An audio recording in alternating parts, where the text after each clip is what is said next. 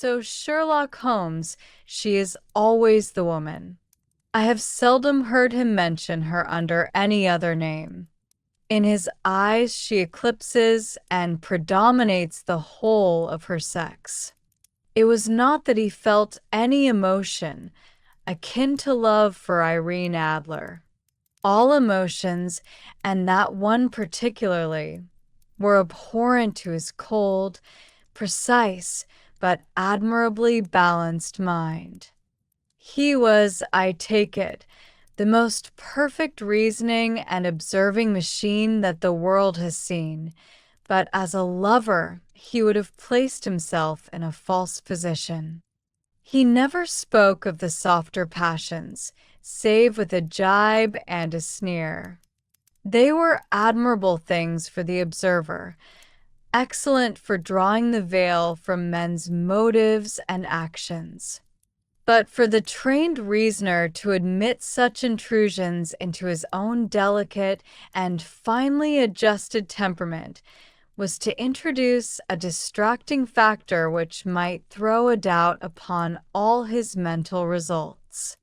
Grit in a sensitive instrument, or a crack in one of his own high power lenses, would not be more disturbing than a strong emotion in a nature such as his. And yet there was but one woman to him, and that woman was the late Irene Adler, of dubious and questionable memory. I had seen little of Holmes lately. My marriage had drifted us away from each other. My own complete happiness and the home-centered interests which rise up around the man who first finds himself master of his own establishment were sufficient to absorb all my attention, while Holmes, who loathed every form of society with his whole Bohemian soul, remained in our lodgings in Baker Street, buried among his old books, and alternating from week to week between cocaine and ambition, the drowsiness of the drug, and the fierce energy of his own keen nature. He was still, as ever, deeply attracted by the study of crime, and occupied his immense faculties and extraordinary powers of observation in following out those clues and clearing up those mysteries which had been abandoned as hopeless by the official police. From time to time I heard some vague account of his doings, of his summons to Odessa in the case of the Trepoff murder, of his clearing up of the singular tragedy of the Atkinson brothers at Trincomalee, and finally of the mission which he had accomplished so delicately and successfully for the reigning family of Holland. Beyond these signs of his activity, however, which I merely shared with all the readers of the daily press, I knew little of my former friend and companion. One night, it was on the 20th of March, 1888, I was returning from a journey to a patient, for I had now returned to civil practice, when my way led me through Baker Street. As I passed the well-remembered door, which must always be associated in my mind with my wooing, and with the dark incidents of the study in scarlet, I was seized with a keen desire to see Holmes again, and to know how he was employing his extraordinary powers. His rooms were brilliantly lit, and, even as I looked up, I saw his tall, spare figure pass twice in a dark silhouette against the blind. He was pacing the room swiftly, eagerly, with his head sunk upon his chest and his hands clasped behind him. To me, who knew his every mood and habit, his attitude and manner told their own story. He was at work again.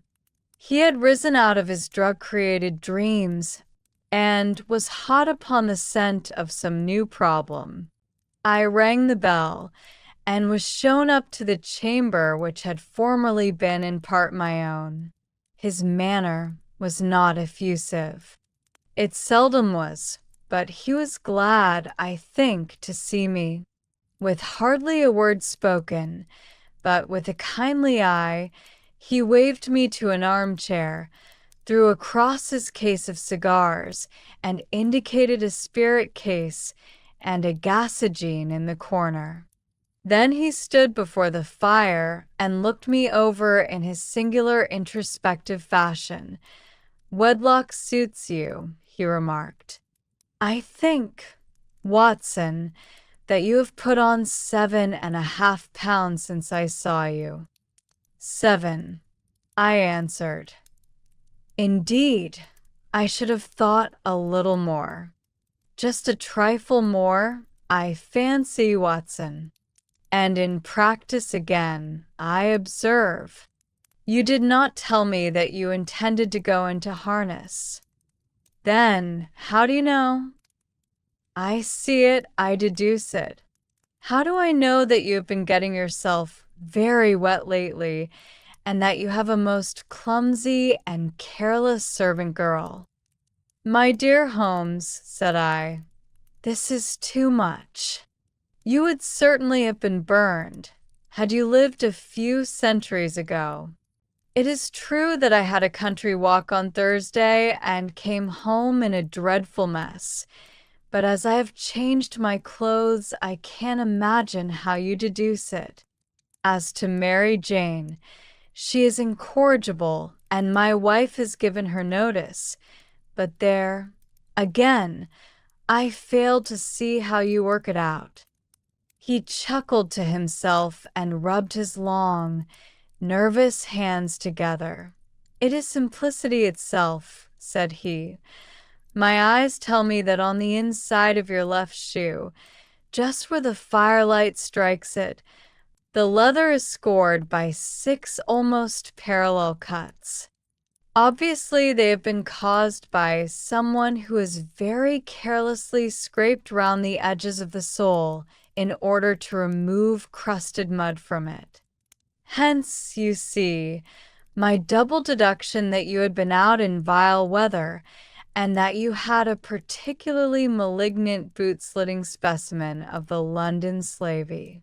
As to your practice, if a gentleman walks into my room smelling of iodoform, with a black mark of nitrate of silver upon his right forefinger, and a bulge on the right side of his top hat to show where he has secreted his stethoscope, I must be dull, indeed, if I do not pronounce him to be an active member of the medical profession." I could not help laughing at the ease with which he explained his process of deduction. "When I hear you give your reasons," I remarked, "the thing always appears to me to be so ridiculously simple that I could easily do it myself, though at each successive instance of your reasoning I am baffled until you explain your process. And yet I believe that my eyes are as good as yours." "Quite so," he answered, lighting a cigarette and throwing himself down into an armchair. "You see, but you do not observe. The distinction is clear. For example, you have frequently seen the steps which lead up from the hall to this room." "Frequently." "How often?" "Well, some hundreds of times." "Then how many are there?" "How many?" "I don't know." "Quite so. You have not observed, and yet you have seen. That is just my point. Now, I know that there are 17 steps because I have both seen and observed. By the way, since you are interested in these little problems, and since you are good enough to chronicle 1 or 2 of my trifling experiences, you may be interested in this." He threw over a sheet of thick, pink-tinted notepaper which had been lying open upon the table. "It came by the last post," said he. "Read it aloud." The note was undated and without either signature or address. "There will call upon you tonight at 7:45, it said, "a gentleman who desires to consult you upon a matter of the very deepest moment. Your recent services to one of the royal houses of Europe have shown that you are one who may safely be trusted with matters which are of an importance which can hardly be exaggerated. This account of you we have from all quarters received. Be in your chamber then at that hour, and do not take it amiss if your visitor wear a mask." "This is indeed a mystery," I remarked. "What do you imagine that it means?" "I have no data yet. It is a capital mistake to theorize before one has data.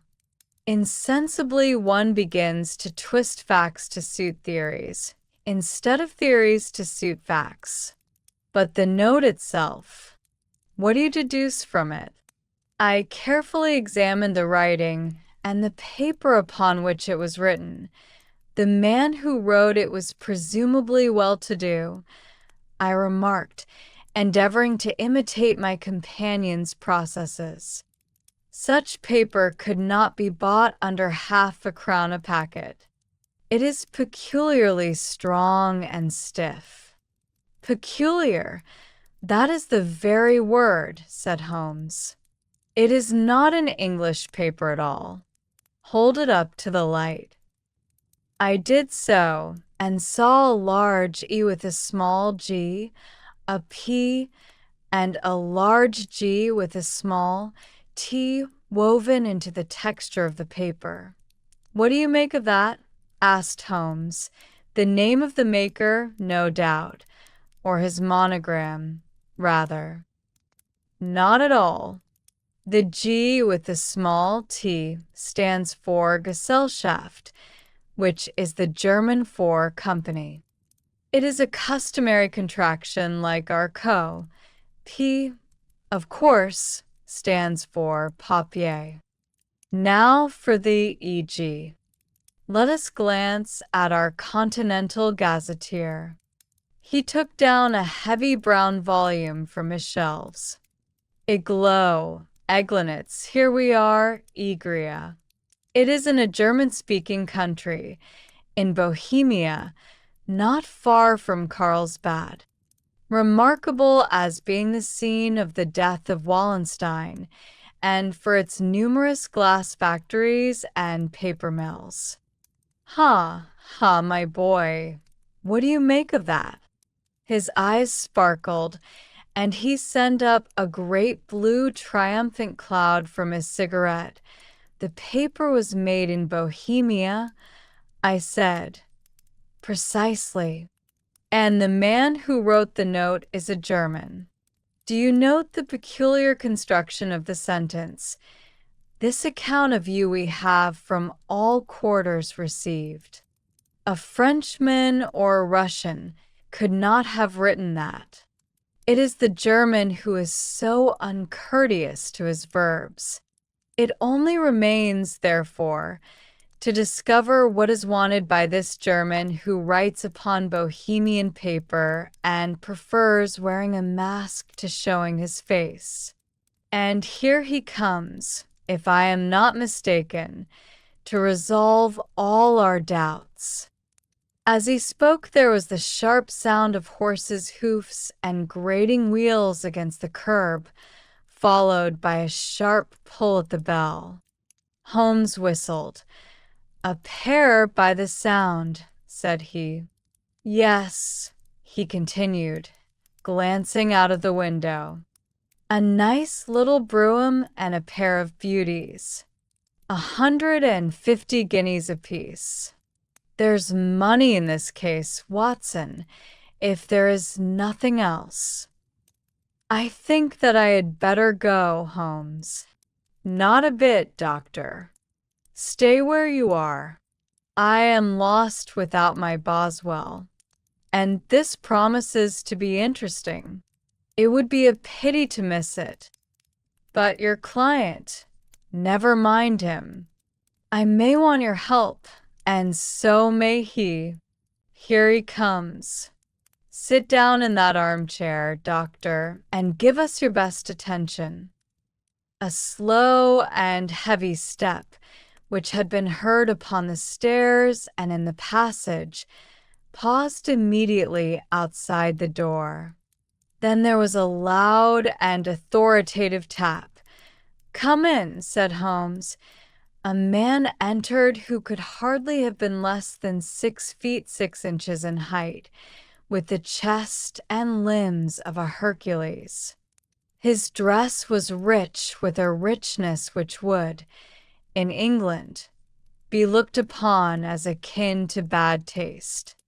Heavy bands of astrakhan were slashed across the sleeves and fronts of his double-breasted coat, while the deep blue cloak which was thrown over his shoulders was lined with flame-colored silk and secured at the neck with a brooch which consisted of a single flaming beryl. Boots which extended halfway up his calves, and which were trimmed at the tops with rich brown fur, completed the impression of barbaric opulence which was suggested by his whole appearance. He carried a broad-brimmed hat in his hand, while he wore across the upper part of his face, extending down past the cheekbones, a black visored mask, which he had apparently adjusted that very moment, for his hand was still raised to it as he entered. From the lower part of the face he appeared to be a man of strong character, with a thick, hanging lip and a long, straight chin suggestive of resolution pushed to the length of obstinacy. "You had my note?" he asked with a deep, harsh voice and a strongly marked German accent. "I told you that I would call." He looked from one to the other of us, as if uncertain which to address. "Pray take a seat," said Holmes. "This is my friend and colleague, Dr. Watson, who is occasionally good enough to help me in my cases. Whom have I the honor to address?" "You may address me as the Count von Kram, a Bohemian nobleman. I understand that this gentleman, your friend, is a man of honor and discretion, whom I may trust with a matter of the most extreme importance. If not, I should much prefer to communicate with you alone." I rose to go, but Holmes caught me by the wrist and pushed me back into my chair. "It is both or none," said he. "You may say before this gentleman anything which you may say to me." The Count shrugged his broad shoulders. "Then I must begin," said he, "by binding you both to absolute secrecy for 2 years. At the end of that time the matter will be of no importance. At present it is not too much to say that it is of such weight it may have an influence upon European history." "I promise," said Holmes, "and I." "You will excuse this mask," continued our strange visitor. "The august person who employs me wishes his agent to be unknown to you, and I may confess at once that the title by which I have just called myself is not exactly my own." "I was aware of it," said Holmes dryly. "The circumstances are of great delicacy, and every precaution has to be taken to quench what might grow to be an immense scandal and seriously compromise one of the reigning families of Europe. To speak plainly, the matter implicates the great house of Ormstein, hereditary kings of Bohemia." "I was also aware of that," murmured Holmes, settling himself down in his armchair and closing his eyes. Our visitor glanced with some apparent surprise at the languid, lounging figure of the man who had been no doubt depicted to him as the most incisive reasoner and most energetic agent in Europe. Holmes slowly reopened his eyes and looked impatiently at his gigantic client. "If your Majesty would condescend to state your case," he remarked, "I should be better able to advise you." The man sprang from his chair and paced up and down the room in uncontrollable agitation. Then, with a gesture of desperation, he tore the mask from his face and hurled it upon the ground. "You are right," he cried. "I am the king. Why should I attempt to conceal it?" "Why, indeed?" murmured Holmes. "Your Majesty had not spoken before I was aware that I was addressing Wilhelm Gottsreich Sigismund von Ormstein, Grand Duke of Cassel-Felstein and hereditary King of Bohemia." "But you can understand," said our strange visitor, sitting down once more and passing his hand over his high white forehead, "you can understand that I am not accustomed to doing such business in my own person. Yet the matter was so delicate that I could not confide it to an agent without putting myself in his power.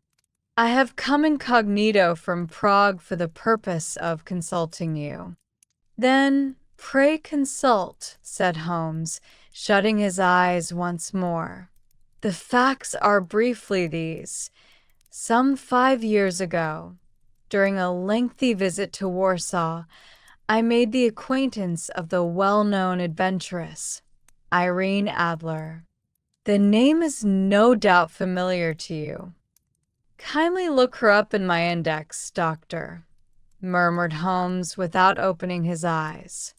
For many years he had adopted a system of docketing all paragraphs concerning men and things, so that it was difficult to name a subject or a person on which he could not at once furnish information. In this case, I found her biography sandwiched in between that of a Hebrew rabbi and that of a staff commander who had written a monograph upon the deep-sea fishes. "Let me see," said Holmes.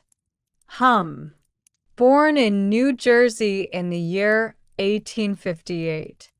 Contralto, La Scala, Prima donna, Imperial Opera of Warsaw, yes. Retired from operatic stage, Living in London, quite so.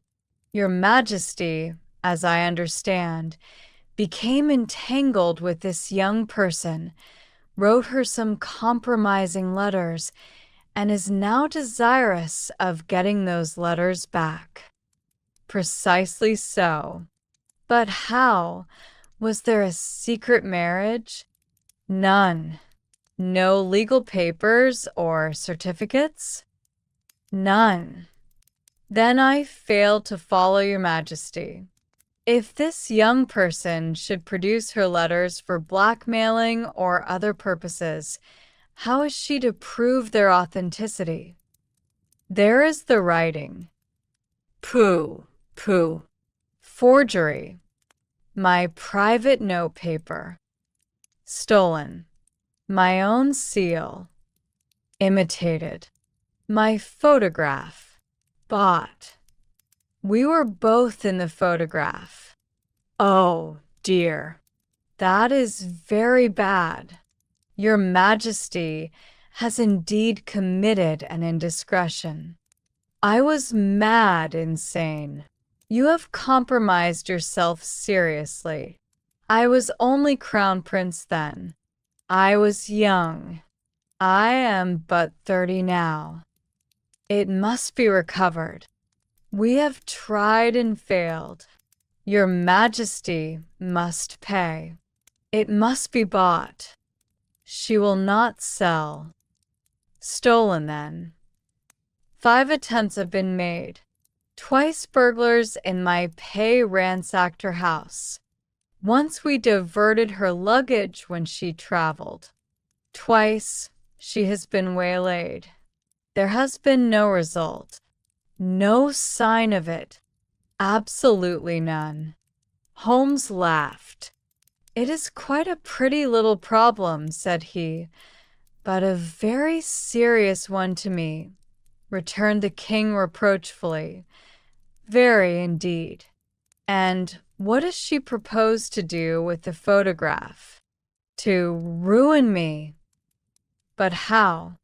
I am about to be married. So I have heard. To Clotilde Lothman von Saxe-Meiningen, second daughter of the King of Scandinavia. You may know the strict principles of her family. She is herself the very soul of delicacy. A shadow of a doubt as to my conduct would bring the matter to an end. And Irene Adler threatens to send them the photograph. And she will do it. I know that she will do it.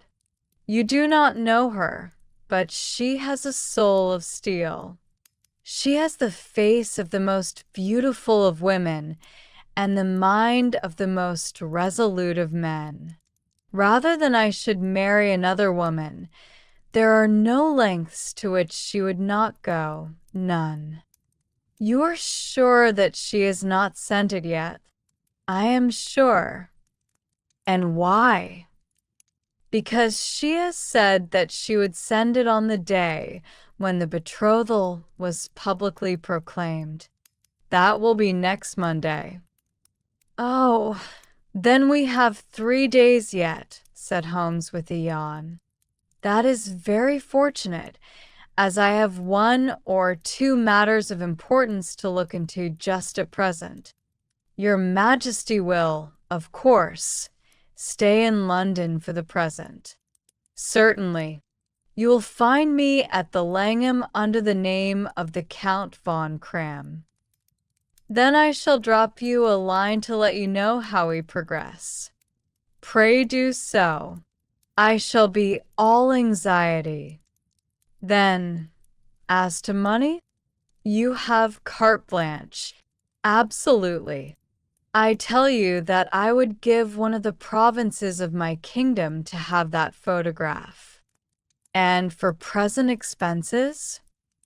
The king took a heavy chamois leather bag from under his cloak and laid it on the table. There are 300 pounds in gold and 700 in notes, he said. Holmes scribbled a receipt upon a sheet of his notebook and handed it to him. And Mademoiselle's address? He asked. Is Bryony Lodge, Serpentine Avenue, Street John's Wood. Holmes took a note of it. One other question, said he. Was the photograph a cabinet? It was. Then, good night, Your Majesty, and I trust that we shall soon have some good news for you. And good night, Watson, he added, as the wheels of the royal brougham rolled down the street. If you will be good enough to call tomorrow afternoon at 3 o'clock, I should like to chat this little matter over with you.